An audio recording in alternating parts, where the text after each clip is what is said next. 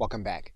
When you begin to work with LinkedIn, you'll be looking to build your number of connections. So if we go into the My Network area, what you'll see are all the invitations that people have issued to you in order to connect. You want to click Manage All. Now you may be tempted to accept all invitations.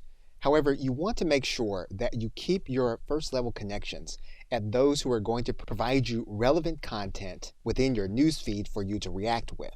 And so if you see an invitation and you're wondering how this person came to find out about you, one of the things you can do is you can check to see if you have mutual connections.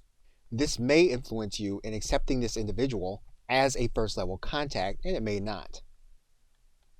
You do have two choices. You can either ignore their request and the individual will not be notified, they'll just never become a first level contact.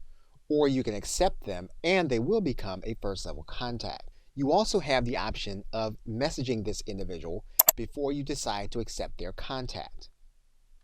And this may be a good idea if you're trying to keep your LinkedIn fully relevant with certain individuals.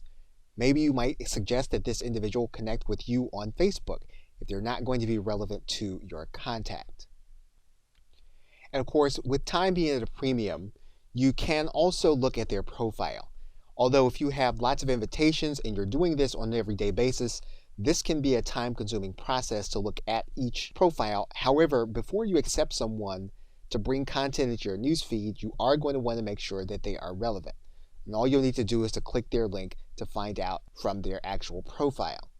Now, it's quite possible that you may accept an individual and then find out that they're not going to be relevant to the content they're bringing to your newsfeed. And there is something that you can do about it, and we will talk about that in the next video. Okay, so with that, thanks, and I'll see you in that next video.